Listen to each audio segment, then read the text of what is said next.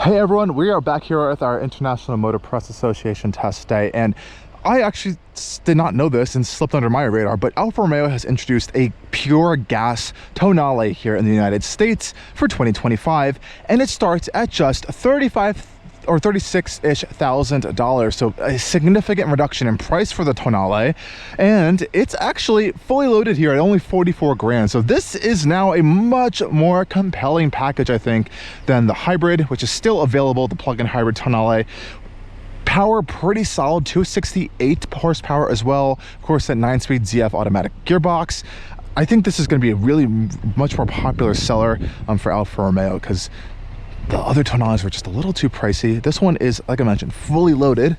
So we have leather seats, ambient light package, all that fun stuff in here, brown stitching. No paddle shifters, which is a little disappointing. I think that would be nice in this car. There may be a package or two it may still get, but generally in terms of like all the features and stuff, it is a nice fully loaded package. So still a lot of performance goodies on here. We have the DNA switch in there, very familiar interior we saw on the Tonale that we had the test almost 2 years ago now, and of course the Hornet with very similar interior stuff as well, same vehicle at the end of the day. But this is nice for Alfa Romeo. I'm glad they introduced this, and let's go take it on a drive, a little bit of a refresh of how this Alfa Romeo Tonale drives out on the road, because it is actually quite fun. Love the Alfa Romeo steering wheel. And these engines are so torquey. They have so much turbo boost at around 3,000 RPM. It feels like a kind of old school turbo. There's a bit of lag, but in that sense, it's kind of fun. If you're kind of gentle on the throttle, it just kind of progressively kicks into place here. But this car, I always forget how dynamically good it is actually for this class of vehicle. Though at the end of the day, it is a lot smaller than the vehicles it's technically supposed to be competing against. But in place of that, you get great handling, actually. The shorter wheelbase and just overall smaller footprint. Out here on these little twisty roads, it handles really, really well. Steering is pretty sharp. Lots of power for this class of vehicle as well. Best in class power, as Alfa Romeo says. And they're not wrong. If you go for the plug-in hybrid, we're at like 285. This one as just the pure turbo 2-liter 4-cylinder, 268-ish around horsepower. So pretty impressive numbers here.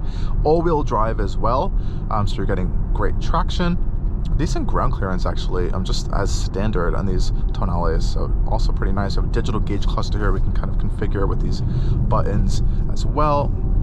Navigate around these potholes. Pretty easy to use infotainment system. We have a vehicle page here. We can see our performance gauges as well, which is kind of cool. See how much boost is coming from this turbo, because I can tell you now it's plenty of boost. Get on it right here. You can see it kicks in like over 20 psi.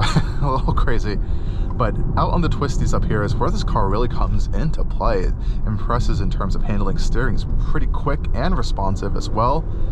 A lot of torque steer I am kind of feeling through these corners. It's pulling a little bit. There's a lot of torque and power going to this front axle I can feel, even though it is still an all-wheel drive vehicle.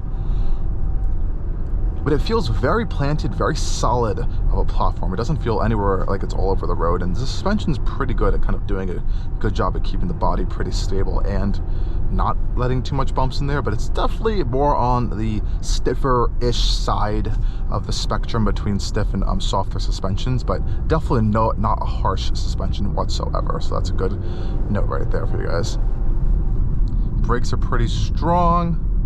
Pedal feel could be a little bit better, but overall, you know, I still like this car in terms of its driving dynamics. As an overall package, you know, like I mentioned, it's a little bit smaller than a lot of other competitors, but in place you're getting that pretty good handling dynamics, and with this new low entry price point and the option of no longer having that only plug-in hybrid lineup, I think this is going to really open up this to a lot more buyers. I think I like the looks a lot more than the Hornet, the Dodge Hornet, as we know, platform mates with this vehicle.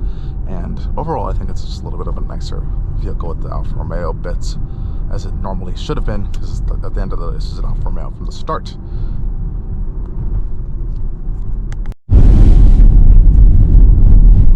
Okay, so what are some other cool features we have on the build sheet for this 2025 gas-only Tonale all-wheel drive?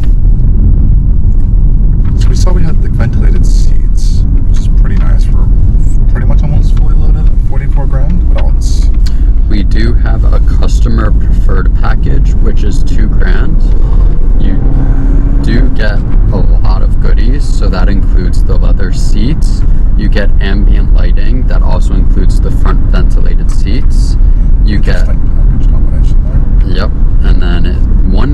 is a bit expensive is the moonroof for $1,400. Definitely needed. Opens up the cabin a lot. But yes, it is needed. It brings a lot of sunlight in here, making it feel a little bit bigger.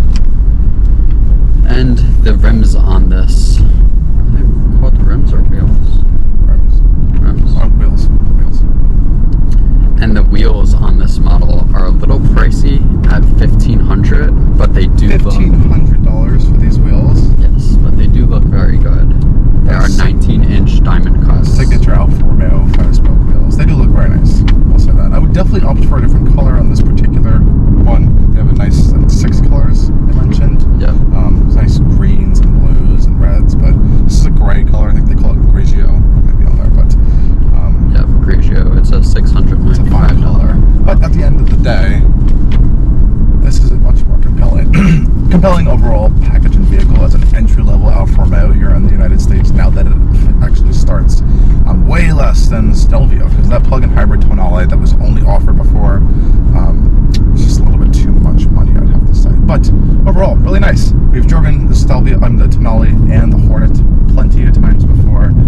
Nothing too different here. It's just new trim of the Tonale, but kind of flew a little bit under the radar. I kind of want to make all y'all a little bit more aware of that, because if you were interested in the Tonale and were turned away by that only plug-in hybrid offer, now it's back with gas as well. So really nice, good power, good handling, pretty decent fuel economy as well. So this is definitely something to consider now, I would say, if you want to go for a cheaper entry-level Alfa Romeo. Thank you guys for watching this video, and as always, stay tuned for more coming on Allcarnews. Cheers.